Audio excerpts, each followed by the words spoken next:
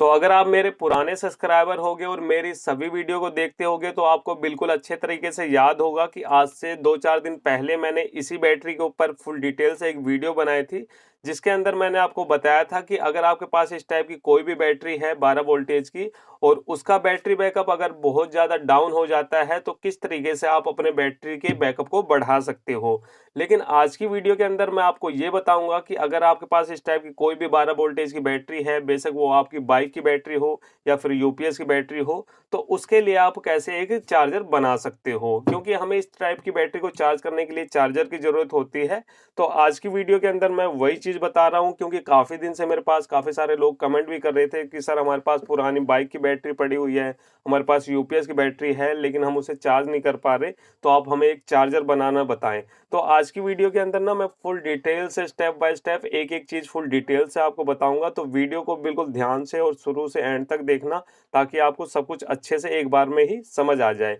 तो वीडियो को आगे स्टार्ट करने से पहले मैं आपसे रिक्वेस्ट करना चाहूंगा कि अगर आपको हमारी ये वीडियो पसंद आए तभी आप हमारे चैनल को सब्सक्राइब और वीडियो को लाइक करें, अदरवाइज वीडियो को डिसलाइक करें। तो चलिए फ्रेंड, ज़्यादा समय न गवाते हुए वीडियो कंटिन्यू स्टार्ट करते हैं। तो यहाँ पे देखिए, इस बैटरी का चार्जर बनाने के लिए देखिए यहाँ पे हम ट्रांसफार्मर का यूज करेंगे। ये देखिए मेरे पास ये ट्रांसफार्मर है, क्योंकि ये जो हमारी बैटरी है ये कौन सी है, हमारी 12 वोल्टेज की है। तो ये जो हम ट्रांसफार्मर ले रहे हैं, अभी ये पैकिंग में ही है, इसको मैं खोल के दिखा दूँ आपको। बिल्कुल नया ट्रांसफार्मर है और इस ट्रांसफार्मर की मदद से हम एक चार्जर बनाएंगे। तो यहाँ पे ये देखिए जो मैं ट्रांसफार्मर यूज कर रहा हूँ ये हमारा 12012 का है। तो इसके अंदर क्या होगा, जो कि मैं ट्रांसफार्मर के ऊपर मैं वीडियो बना चुका हूँ डिटेल से, कि किसी किसी ट्रांसफार्मर के अंदर पीछे और आगे 2 वायर होती है, किसी के अंदर पीछे 2 वायर और आगे 3 वायर होती है। तो इसका क्या मतलब होता है, इसके ऊपर मैंने डिटेल से वीडियो बना रखी है ट्रांसफार्मर के ऊपर, तो आप जाके मेरे उस वीडियो को देख के समझ सकते हो कि ये ऐसा क्यों दिया होता है। तो यहाँ पे देखिए अब हमें क्या करना है, इसके लिए ये ट्रांसफार्मर हो गया। अब ये ट्रांसफार्मर कौन सा है हमारा, ये स्टेप डाउन ट्रांसफार्मर है। ये क्या करता है कि वोल्टेज को कम करता है, जैसे कि ये वाली जो वायर है हमारी इनपुट वाली वायर है और ये हमारी आउटपुट वाली वायर है। तो यहाँ से अगर हम इसको 220 वोल्टेज देंगे तो यहाँ पे जो हमें वोल्टेज मिलेगी वो 12 वोल्ट एसी मिलेगी। यहाँ पे डीसी वोल्ट नहीं मिलेगी, क्योंकि आपको पता ही होगा कि ये जो इस टाइप की जितनी भी बैटरी होती हैं वो सारी की सारी डीसी वोल्टेज पे काम करती हैं। तो डीसी वोल्टेज बनाने के लिए हमें एक ब्रिज रेक्टिफायर बनाना पड़ता है। तो ब्रिज रेक्टिफायर किसकी मदद से बनता है, हमारा ये डायोड की मदद से हम ब्रिज रेक्टिफायर बनाते हैं। तो ब्रिज रेक्टिफायर बनाने के लिए हमें 4 डायोड की जरूरत पड़ती है, लेकिन यहाँ पे मैंने 5 डायोड लिए हैं। ये किस लिए लिए हैं ये भी आपको आगे पता चल जाएगा। तो चलिए सबसे पहले हम एक ब्रिज रेक्टिफायर बना लेते हैं। तो ब्रिज रेक्टिफायर बनाना बिल्कुल आसान है, ये देख लो, ध्यान से देखना। ये एक एक चीज मैं आपको बताना चाहूंगा और जूम करके दिखा दूं ताकि आपको अच्छे से समझ में आ जाए। तो देखिए इस टाइप का जब भी आप मार्केट से डायोड लोगे तो उसके अंदर आपको क्या दिखेगा, एक साइड तो आपको सिल्वर पट्टी दिखाई देगी, दूसरी साइड ये हमारा पूरा ब्लैक ब्लैक होता है। ये देखिए सभी डायोड के अंदर ऐसे ही है। तो ये जो सिल्वर वाली साइड की लैग होती है ये हमारे माइनस की होती है और ये जो ब्लैक साइड की लैग होती है ये हमारे प्लस की होती है। तो ये चीज आपको ध्यान में रखनी है। अब इससे हमें क्या बनाना है, एक ब्रिज रेक्टिफायर बनाना है। तो देखिए किस तरीके से ब्रिज रेक्टिफायर बनाया जाता है, इसको हम यहां से हटा लेंगे। तो सबसे पहले हम 2 डायोड को लेंगे। अब 2 डायोड को हम क्या करेंगे, सबसे पहले 2 डायोड को तो हम सिल्वर साइड से इसको ऐसे मोड़ लेंगे। देखिए हमने 2 डायोड ली है, दोनों साइड हमारी सिल्वर पट्टी इसी साइड में है। तो हम क्या करेंगे, इस तरीके से इसको ऐसे मोड़ लेंगे। ये हमने मोड़ लिया, इसकी वायर को थोड़ा सा हम ये प्लास की मदद से अच्छे से मोड़ देंगे। इसके अंदर लूजिंग नहीं होनी चाहिए, ये आपको अच्छे से काम करना है। तो ये हमारा हो गया, 2 डायोड को हमने सिल्वर साइड से मोड़ा है, ठीक है, ये माइनस साइड हो गया हमारा।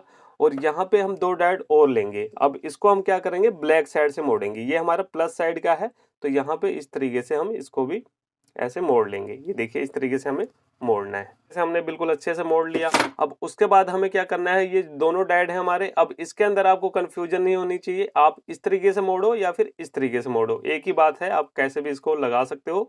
तो हमें इसको भी इस तरीके से मोड़ के ऐसे करना है। तो इसको भी हम इसी तरीके से कर रहे हैं। सब कुछ मैं आपके सामने प्रैक्टिकली कर रहा हूँ और जूम करके दिखा रहा हूँ ताकि आपको कोई समझने में प्रॉब्लम ना आए। तो ये देखिए इस तरीके से ये हमारा हो गया। और ये वाली जो लैग होगी हमारी डायोड की, इसको हम इस तरीके से इसके साथ में मोड़ देंगे। देखिए यहाँ पे इस तरीके से हमारा ये जो ब्रिज रेक्टिफायर है बन के तैयार हो चुका है। और आप देख सकते हो कि कितना आसान है इसको बनाना, इसके अंदर कोई भी दिक्कत नहीं आएगी। आप इस तरीके से बना सकते हो ब्रिज रेक्टिफायर। तो यहाँ पे ये हमने बना लिया। अब देखिए इसके अंदर हमें वायरिंग कैसे करनी है, जैसे कि आपको मैंने बता ही दिया कि ये जो हमारा ट्रांसफार्मर है ये 12012 का है और स्टेप डाउन ट्रांसफार्मर है। स्टेप डाउन का मतलब क्या होता है कि जैसे कि हम यहाँ से 220 वोल्टेज सप्लाई देंगे तो यहाँ पे हमें 12 वोल्ट मिलेगी, लेकिन 12 कौन सी मिलेगी, एसी मिलेगी। यहाँ पे डीसी सप्लाई आपको नहीं मिलेगी। डीसी के लिए हमें क्या करना पड़ेगा, ये ब्रिज रेक्टिफायर लगाना पड़ेगा जो कि हमने अभी बनाया है। तो ये देखिए किस तरीके से लगाएंगे। तो पहले इस ट्रांसफार्मर को समझ लो आप, एक बार मैं फिर से रिपीट कर देता हूँ। बाकी तो ट्रांसफार्मर वाली वीडियो के अंदर ये सारी चीजें मैंने बता दी है कि मेरे ट्रांसफार्मर के अंदर क्या है कि 2 वायर तो हमारी इनपुट वाली है, ये तो सभी ट्रांसफार्मर में होती है, लेकिन यहाँ पे 3 है। तो इसके अंदर आपको कंफ्यूजन नहीं होनी चाहिए। देखिए इसके अंदर क्या होता है कि ये जो हमारी ग्रीन वाली वायर है इसके अंदर भी हमारी 12 वोल्ट आती है, इसके अंदर भी हमारी 12 वोल्ट आती है। ये जो बीच वाली होती है इसके अंदर हमारी 0 वोल्ट आती है। तो यहाँ पे क्या है कि अगर हमें 12 वोल्टेज का ट्रांसफार्मर बनाना है तो सिर्फ 2 ही वायर का यूज करना है। आप इनमें से कोई भी ग्रीन वायर ले लो और ब्लैक वाली तो रहेगी रहेगी। तो यहाँ पे हम 2 वायर का यूज करेंगे। अब तो ये देखिए यहाँ पे इस ट्रांसफार्मर की जो इनपुट वाली वायर है इसको मैंने बड़ा कर लिया है ताकि हम इसको इजिली सप्लाई दे के चेक कर पाए, और इस वायर को हमें बड़ा वैसे भी करना पड़ता। तो यहाँ पे अब हम क्या करेंगे, इस तरीके से पहले इस वायर को अलग कर लेते हैं ताकि ये शॉर्ट ना हो जाए आपस में, दूर दूर कर लेते हैं। अब यहाँ से देखिए मैं इसको सप्लाई दे रहा हूँ, ये हमारा मेन बोर्ड है, इसके अंदर सप्लाई दे रहा हूँ। अब यहाँ पे हमें चेक करना है कि भाई ये जो ट्रांसफार्मर है यहाँ पे वोल्टेज कितनी आ रही है। तो इसके लिए देखिए हम मल्टीमीटर का यूज करेंगे, और मल्टीमीटर को हम कहाँ पे रखेंगे, एसी वोल्टेज पे रखेंगे। ये हमारा एसी वोल्टेज है, ये हमारा डीसी है। तो क्योंकि यहाँ पे हमारी एसी वोल्ट मिलेगी तो यहाँ पे हम एसी पे ही रखेंगे। तो चलिए इसको भी हम चेक कर लेते हैं। तो यहाँ पे हम 200 पे रखेंगे, एसी 200 पे, ठीक है। ये मैंने यहाँ पे रख दिया है। अब चलिए इसको हम चेक कर लेते हैं कि यहाँ पे हमें कितनी वोल्टेज मिल रही है। तो जैसे कि मैंने आपको बताया था कि हमें ये चेक करने के लिए देखिए एक वायर तो हमारी जो बीच वाली है ये लेनी है, क्योंकि इसमें 0 वोल्ट आती है, इसमें 12 आती है। तो इस तरीके से हम क्या करेंगे, ऐसे रखेंगे इसको, और ये जो ब्लैक वाली है इसको हम इसके साथ में टच करेंगे। तो ये देखिए मल्टीमीटर की स्क्रीन पे आप देख सकते हो कि यहाँ पे हमें 15.5 के आसपास वोल्टेज शो कर रहा है। इसका मतलब ये है कि भाई ये ट्रांसफार्मर बिल्कुल ओके है। लेकिन आपके दिमाग में अभी ये चल रहा होगा कि यार ये जो ट्रांसफार्मर है ये तो हमारा 12 वोल्टेज दिखाना चाहिए, यहाँ पे 15.5 या 4 वोल्ट दिखा रहा है। तो यहाँ पे आपको बिल्कुल भी कंफ्यूजन नहीं होनी चाहिए, क्योंकि जब हम इस तरीके से कोई भी चीज की टेस्टिंग करते हैं तो यहाँ पे ये हमारा ओपन सर्किट टेस्टिंग कहलाता है। अभी इसके साथ में हमने कोई भी लोड नहीं जोड़ रखा है। जब हम इसके साथ में लोड जोड़ के चेक करेंगे तो यहाँ पे पूरे 12 वोल्ट दिखाने लग जाएगा। और दूसरा क्या होता है कि ये जो मल्टीमीटर होते हैं इस टाइप के, ये एकदम फिक्स वैल्यू नहीं दिखाते। कई बार जो वोल्टेज होती है थोड़ी बहुत कम ज्यादा करके दिखाते हैं। तो इसके 2 कारण होते हैं। तो यहाँ पे ये हमारी 12 ही वोल्टेज है। तो इसी तरीके से हम दूसरे वायर को भी चेक करेंगे। तो इसको भी हम चेक कर लेते हैं, ये जो दूसरी हमारी ग्रीन वायर है। तो यहाँ पे देखिए इस तरीके से जब हम चेक कर रहे हैं तो यहाँ पे 14.87 ऐसे वोल्टेज शो कर रहा है। तो ये भी लगभग हमारी सेम वोल्टेज है। देखिए मल्टीमीटर कई बार कम ज्यादा कर देता है 1-2 पॉइंट, तो उसी वजह से आपने देखा कभी 15 आ रही है, कभी 14.9 आ रही है। तो ये जो हमारे ट्रांसफार्मर है बिल्कुल ओके है। इसी तरीके से आपको चेक करना है। तो यहाँ पे आपको इस तरीके से चेक करके ये भी पता चल गया कि जो हम ट्रांसफार्मर यूज कर रहे हैं वो खराब है या फिर सही है। तो इस तरीके से आप ये भी पता कर सकते हो। तो यहाँ पे हमने एसी वोल्टेज चेक कर ली, ये हमें क्लियर हो गया। अब इसको मल्टीमीटर को रखते हैं साइड में। अब हमें क्या करना है, यहाँ पे इस ब्रिज रेक्टिफायर के कनेक्शन करने हैं। तो इसके लिए देखिए अब जो हम चार्जर बना रहे हैं ये 12 वोल्टेज के लिए बना रहे हैं। तो देखिए किस तरीके से हमें यहाँ पे वायर के कनेक्शन करने हैं, इस चीज को ध्यान से देख लो, क्योंकि काफी सारे लोग यहीं पे गलती करते हैं। इस तरीके से अगर आप ब्रिज रेक्टिफायर को देखोगे तो यहाँ पे आपको क्या देखने को मिलेगा कि 2 जो हमारे डायोड होंगे तो उनके जो सिल्वर पट्टी होगी हमारी एक साइड होगी, और जो ब्लैक साइड होगा उसकी पट्टी हमारी एक साइड में होगी। देखिए इसमें दोनों डायोड के ब्लैक ब्लैक साइड है और इसके अंदर हमारे सिल्वर सिल्वर इस साइड में है। तो इन 2 पॉइंट को आपको छोड़ देना है। आपको इस साइड में देखना है जिस साइड में हमारी एक साइड तो डायोड की सिल्वर पट्टी हो और दूसरी साइड ब्लैक साइड हो। ये जैसे कि ये सिल्वर पट्टी है, यहाँ पे ब्लैक साइड है, और इसी तरीके से इसके अंदर देखोगे तो ये सिल्वर पट्टी है, एक साइड हमारे डायोड का ब्लैक साइड है।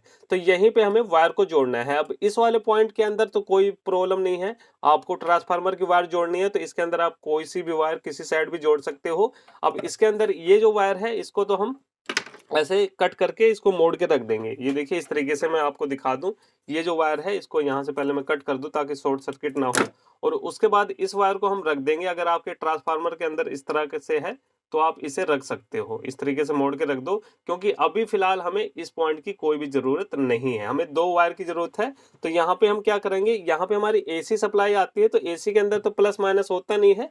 तो जैसे कि मैंने आपको बताया था, आप एक वायर को जो इस साइड में जोड़ दो या इस साइड में जोड़ दो, वो आपकी मर्जी है। तो मैं क्या करता हूँ, फटाफट इसको किसी एक साइड में जोड़ लेता हूँ, उसके बाद आपको दिखाता हूँ। ये देखिए, यहाँ पे मैंने ट्रांसफार्मर की वायर को जोड़ लिया है ब्रिज रेक्टिफायर के अंदर। थोड़ा सा मैं जूम करके आपको दिखाना भी चाहूंगा।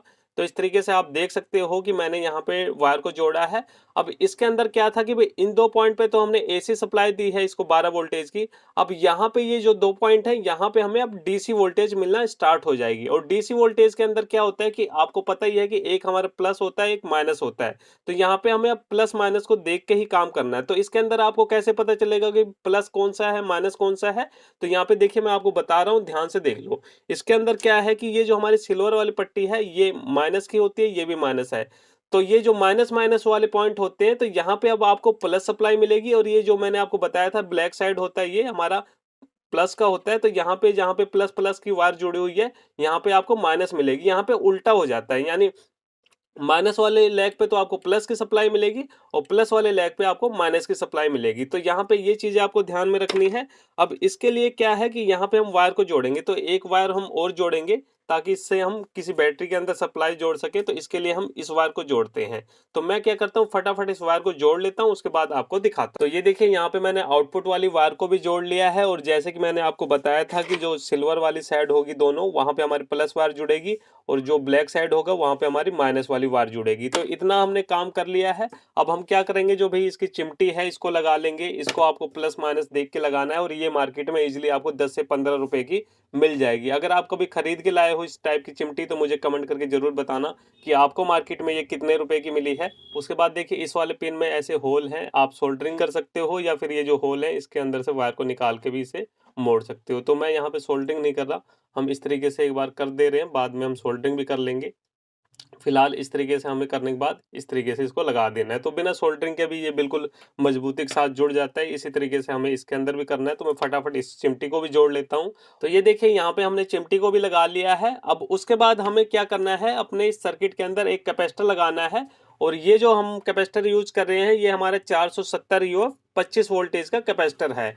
तो काफी सारे लोग मुझे कमेंट करके ये भी बोलते हैं कि सर, जो हम कैपेसिटर यूज करते हैं अपने ब्रिज रेक्टिफायर के अंदर, वो कैपेसिटर या तो हमारा बहुत जल्दी ब्लास्ट हो जाता है या फूल के खराब हो जाता है। तो उसका कारण क्या है कि जब भी आप कैपेसिटर लगाएं, जैसे कि हमारे पास ये जो सर्किट है, इस पे हमारी 12 वोल्टेज आ रही है, तो आपको वोल्टेज को डबल करना है। जैसे कि यहाँ पे 12 आ रही है, तो 12 दूनी 24 का तो कैपेसिटर आता नहीं, तो इसलिए हम यहाँ पे 25 वोल्टेज का कैपेसिटर यूज कर रहे हैं।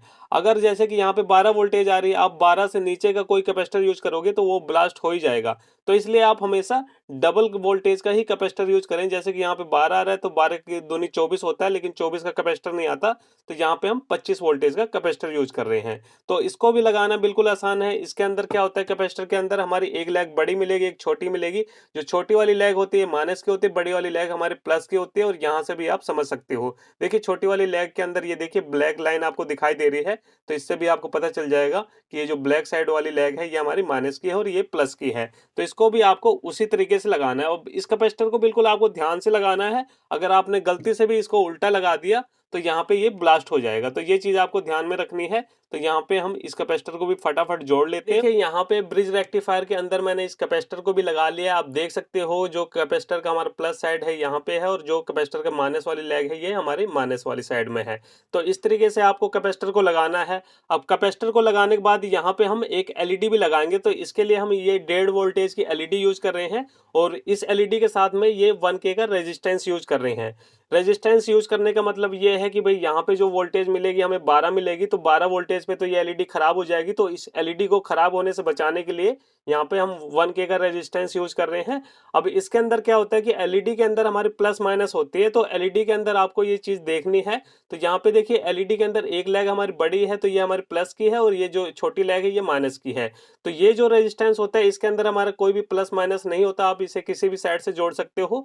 तो हम क्या करेंगे, इस रेजिस्टेंस को किसी एक लेग पे जोड़ देंगे। आपकी मर्जी, आप प्लस वाले के साथ जोड़ो या फिर माइनस वाले के साथ जोड़ो। तो मैं यहाँ पे प्लस वाली लेग के साथ में जोड़ रहा हूँ। आप माइनस वाले प्लस वाले कहीं पे भी जोड़ सकते हो। तो ये देखिए इस तरीके से मैंने रेजिस्टेंस को भी लगा लिया है इसके अंदर। इस तरीके से ये हमारा रेजिस्टेंस लग चुका है। अब यहाँ पे अधिकतर लोग क्या गलती करते हैं कि यहाँ पे जैसे कि इस एलईडी को हमें इसके अंदर लगाना है तो वो डायरेक्ट लगा देते हैं। तो डायरेक्ट लगाने से देखिए प्रॉब्लम क्या बनती है वो मैं आपको दिखा दूं। जैसे कि आपको पता है कि ये जो रेजिस्टेंस मैंने लगाया प्लस वाली लेग पे लगाया है, तो यहाँ पे ये हमारी प्लस वाली लेग है, इसके साथ में एक बार मैं टेम्परेली आपको जोड़ के दिखा रहा हूँ। सोल्डरिंग अभी नहीं करूंगा। ये देखिए इस तरीके से मैंने इसको लगा दिया और इस तरीके से हम इसके साथ में इस एलईडी की इस लेग को हम जोड़ देते हैं।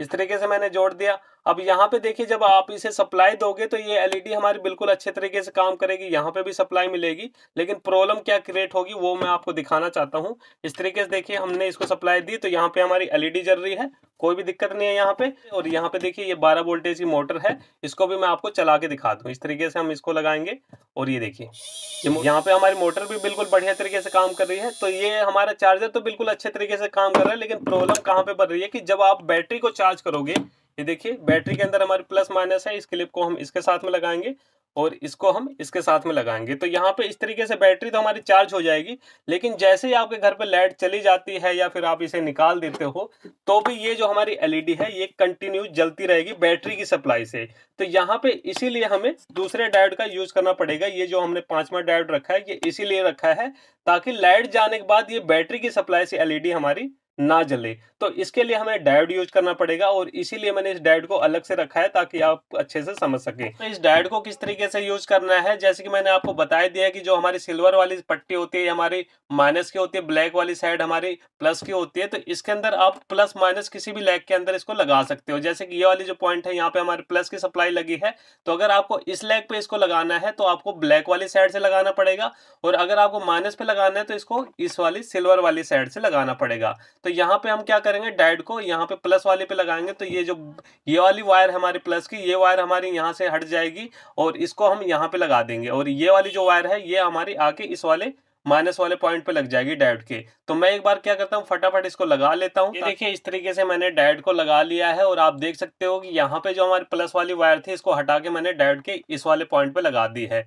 तो यहाँ पे इतना हमारा काम हो गया, और अब उसके बाद हमें क्या करना है, इसको फिर से अपने उसी पॉइंट पे इसको लगा देना है। जैसे कि ये एलईडी वाली हमारी प्लस वाली वायर है और ये माइनस की है, तो हम इसको उसी तरीके से अब इसको दोबारा से सोल्ड कर देंगे। तब हमने टेम्परेली लगाया था, अब इसको हम सोल्ड कर देंगे। तो ये देखिए यहाँ पे मैंने एलईडी को फिर से उसी तरीके से लगा लिया है जैसे कि पहले लगाया था। अब यहाँ पे देखते हैं इसको दोबारा से बैटरी के अंदर लगा के कि भाई बैटरी की वायर लगाने पे ये एलईडी हमारी काम करेगी कि नहीं करेगी। तो चलिए इसको हम देख लेते हैं, हमारी जो प्रॉब्लम बन रही थी वो सोल्व हुई कि नहीं हुई। तो इसके लिए देखिए यहाँ पे मैंने प्लस वाली को लगा दिया और यहाँ पे माइनस वाली लेग को लगा दिया। तो इस तरीके से आप देख रहे हो कि अब हमारी एलईडी यहाँ पे बैटरी की सप्लाई से काम नहीं कर रही है। ये तभी काम करेगी जब इसको हम सप्लाई देंगे। तो ये देखिए ये जो हमारा प्लग है इसको मैं लगा रहा हूँ और अब देखते हैं हमारी एलईडी जलेगी कि नहीं जलेगी। तो यहाँ पे देखिए अब हमारी एलईडी जल रही है और यहाँ पे सप्लाई भी आ रही है, और इस तरीके से हम निकाल देंगे तो यहाँ पे अब एलईडी हमारे बंद हो जाएगी। ठीक है, ये सिर्फ हमारे एसी सप्लाई जब इसको मिलेगी तभी ये लाइट जलेगी। और ये देखिए मैं आपको चेक भी करा दूं कि यहाँ पे सप्लाई आ रही है कि नहीं आ रही। ये देखिए 12 वोल्टेज की मेरे पास ये फट्टी वाली लाइट है, इसको मैं दिखा दूं, ये भी आजकल मार्केट में बहुत चल रही है। और ये देखिए तो यहाँ पे ये हमारी 12 वोल्टेज की लाइट बिल्कुल बढ़िया तरीके से काम कर रही है। और मोटर भी मैं आपको दिखा दूं, ये देखिए ये हमारे पास 12 वोल्टेज की मोटर है, इसको भी मैं चला के दिखा रहा हूँ। तो इस तरीके से ये जो हमारा ट्रांसफार्मर है बिल्कुल बढ़िया तरीके से काम कर रहा है, इसके अंदर कोई भी प्रॉब्लम नहीं है। तो इसी तरीके से आपको अपनी बैटरी के लिए इस तरीके का चार्जर बनाना है। जैसे जो चीज़ मैं आज की वीडियो के अंदर आपको बताना चाहता था सब कुछ मैंने डिटेल से आपको समझा दिया है। तो अगर आपके पास इस टाइप का 2 एम्पेयर का ट्रांसफार्मर है तो और इस टाइप की यूपीएस वाली बैटरी है तो लगभग इस चार्जर से आपकी बैटरी लगभग 3.5 घंटे में फुल चार्ज हो जाएगी। और अगर आपके पास बाइक वाली बैटरी है तो भी आप इसी ट्रांसफार्मर से इजीली अपने बाइक वाली बैटरी को भी चार्ज कर सकते हो। तो उम्मीद करता हूं कि आपको हमारी ये वीडियो पसंद आई होगी, और अगर आपको हमारी वीडियो पसंद आई हो भाई तो वीडियो को लाइक शेयर जरूर करें, और चैनल पे नए हो भाई तो चैनल को सब्सक्राइब करें। तो चलिए फ्रेंड फिर मिलते हैं नेक्स्ट वीडियो में कुछ नए टॉपिक साथ, तब तक के लिए जय हिंद, वंदे मातरम।